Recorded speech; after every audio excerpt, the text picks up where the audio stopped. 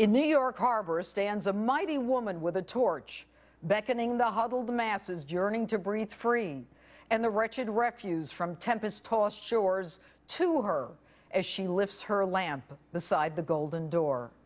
And they were, by all accounts, just that, a family fleeing a tyrannical government, a family seeking political asylum, the very people to whom that mighty woman holds out her welcoming torch. Hello and welcome to Justice. I'm Judge Jeanine Pirro. Thanks for being with us tonight. This week, as America wakens from the nightmare visited upon Boston, as many painfully start the long road to recovery, we begin to comprehend the enormity of the violence that was visited upon us. The Tsarnaev family, a father, a mother, two sons, were granted political asylum in 2002.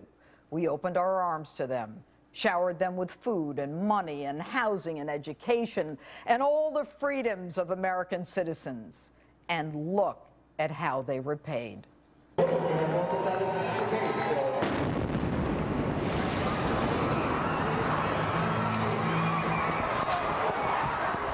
And here's how Tamerlane's mother describes her son. But all around, he was really nice and very, he never rejected anyone American just because they are Americans. Really? He never rejected anyone American just because they were American? After opening our arms to you, we should be grateful that you and your terrorist son didn't reject us? And listen to what this loving mother says of her 19-year-old son clinging to life. My oldest one is killed, so I don't care. I don't care if my youngest one is going to be killed today. So I want the world to hear this. And I don't care if I am going to get killed too. Okay? And I will say Allahu Akbar. Does that sound like a mother already devastated by the death of one son? Or a woman on her own radical jihad, willing to sacrifice yet another son in honor of their God? And get this one. Why didn't send him to the, Guantanamo or whatever? Why did they kill him? Why didn't they send him to Guantanamo? So now you knew he was a Muslim jihadist? That you raised a Muslim jihadist? If he's innocent, why would he even need to go to Guantanamo? And get this one. Why did I even go there? Why? I thought America is gonna protect us, our kids. It's gonna be safe for any reason, but it happened opposite. My kids America took my kids away from me. Really? America took your sons from you? They killed Americans. They injured more than 200, blinded, deafened, and blew the legs and arms off of innocent civilians, turning the city of Boston into a lockdown war zone of casualties, amputees, and a future of post-traumatic stress. And America should protect you? Your sons killed us. We're the ones who needed the protection. And you ask, why did I even go there? I'll tell you why. You came to suck the fat of our land, to take our money, to educate your terrorist sons, to steal from us, to go on public assistance, to get housing and food stamps, while you drive your Mercedes-Benz, all the while your family going back and forth to the very country from which you claim political refuge. Might you guys have lied on that old political asylum petition? Maybe we should add a charge of perjury to your list. After all, you're a thief, you're charged with theft, you're put on a terrorist watch list, your son is charged with beating his girlfriends, your other son is a pothead, and neither of them working or employed, traveling back and forth. Most Americans can't even afford a vacation. They're losing their homes. If they're lucky enough to have a job, they live check to check. The elderly choose between food and medicine.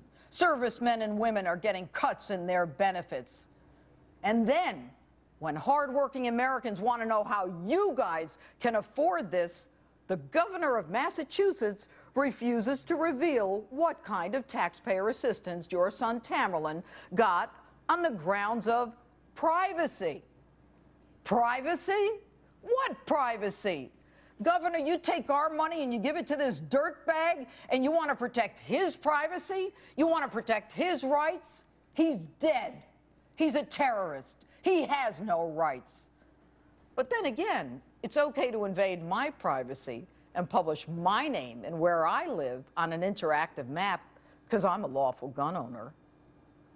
And now, mother of jihadis, the Obama administration at breakneck speed rushes in a federal judge, stops the FBI in the middle of a high-value interrogation to arraign your son and shower him with even more rights. The right to remain silent, the right to an attorney, unparalleled medical care, all the protections of our Constitution. Why? Because the president and his buddy, Eric Holder, want the world to think better of us. They want the world to see American justice at its best. Really? They hate us. They chant death to America. They burn us in effigy.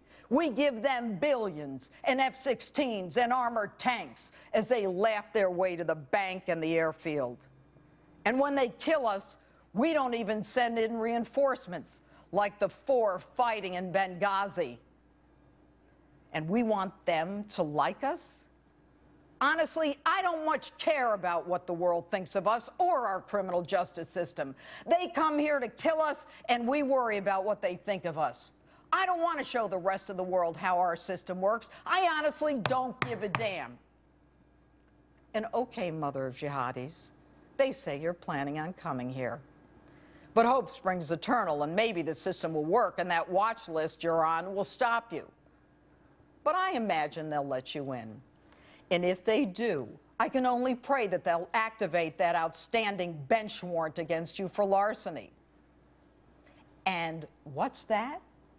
You can't afford an attorney? Too damn bad.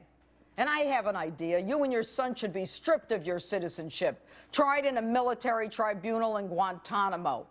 Lady, you shouldn't be allowed here. We don't want you here. We should not be required to breathe the same air as you. We should not be required to suffer the indignity of your presence.